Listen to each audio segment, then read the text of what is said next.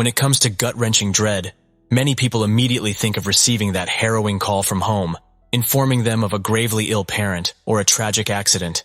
The adrenaline-fueled rush to the airport, wondering if they'll make it back in time, is a scenario that haunts many. But for me, my version of this nightmare is different. It's the moment when I'm rounding a corner or strolling into a coffee shop, lost in thought and caught off guard.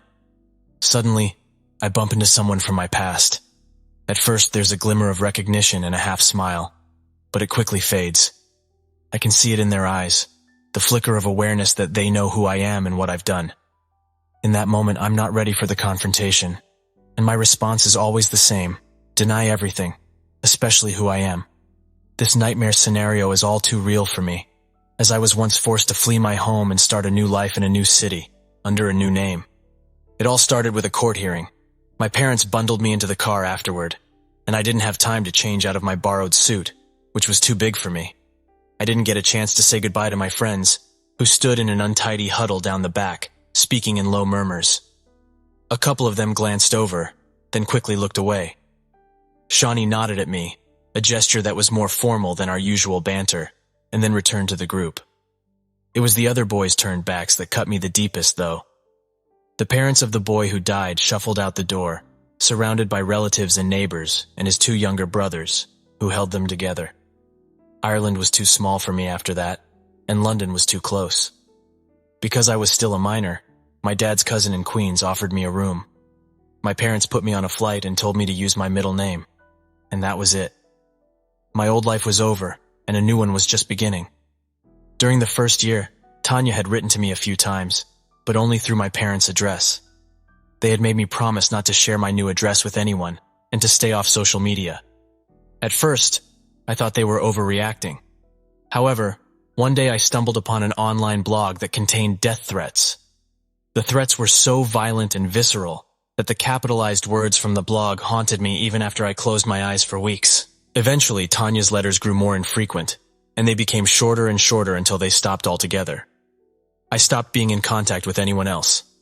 Now, 5 years later, I am always cautious. I avoid obvious hangouts such as pubs with green jersey punters, trad music sessions, and hurling games. It's a shame because being on the hurling team was a big deal in our small village. It was all anyone talked about, and being a player made you feel special. Until it didn't. I know it could have been much worse. If the coach hadn't spoken up for me and given me a character reference, my situation could have been dire. I couldn't ask the other lads what they thought because I wasn't sure what their response would be. It all happened the day after the match. We had won by a narrow margin, and the entire village had celebrated hard and late into the night. The morning after match night was the early morning sea swim. Some of the lads tried to ease themselves in slowly.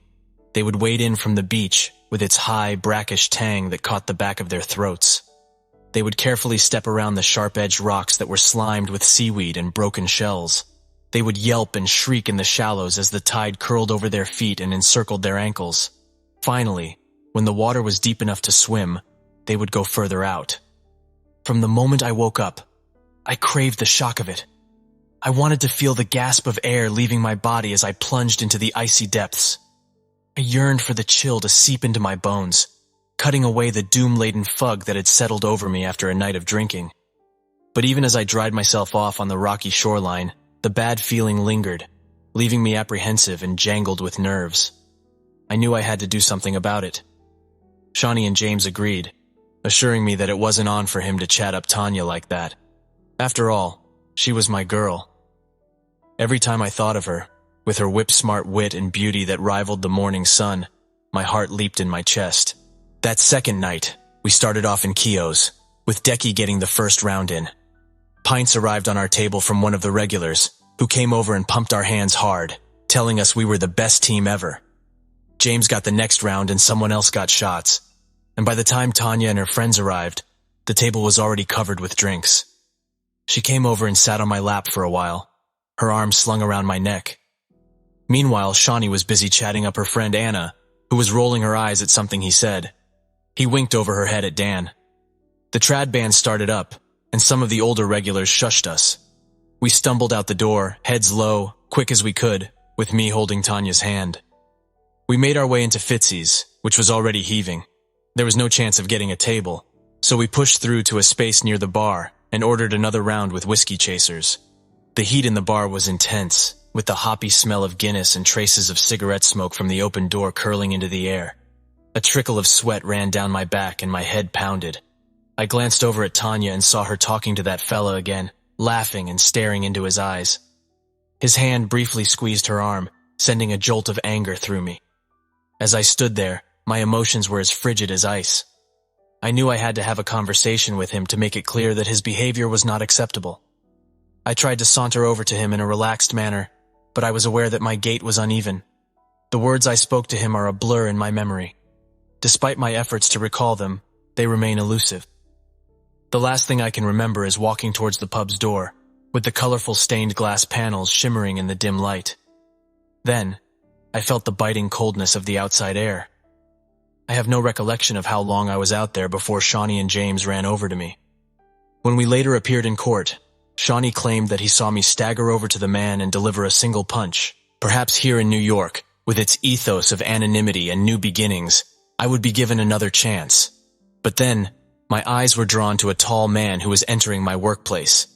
As he disappeared through the revolving door, the knot in my gut, which was always present, grew heavier. I tried to remain optimistic, telling myself that many men in this city have the same hair color and hairstyle as he did. After all, this was New York, not my hometown. Then the man turned his head and looked directly at me. I knew for certain that it was him, the brother of the boy who had died. Slowly but surely, I began to walk towards him.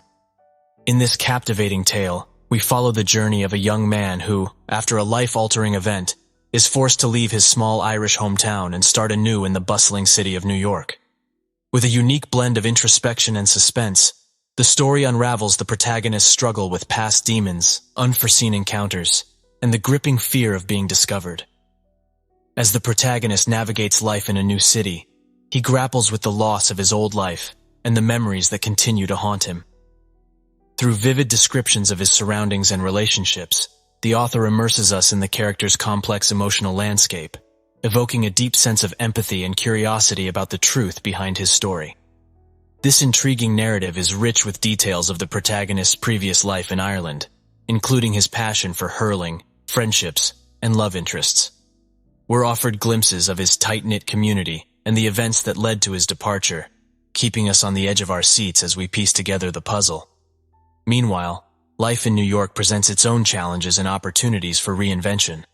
However, as the protagonist encounters familiar faces and is reminded of his past, the lines between the two worlds begin to blur, creating a tense atmosphere that drives the story forward. At its core, this is a story of redemption and transformation, exploring themes of guilt, identity, and the power of second chances. With each passing page, the reader is drawn further into the protagonist's struggle to come to terms with his past, while forging a new future, making for a truly engrossing and unforgettable read.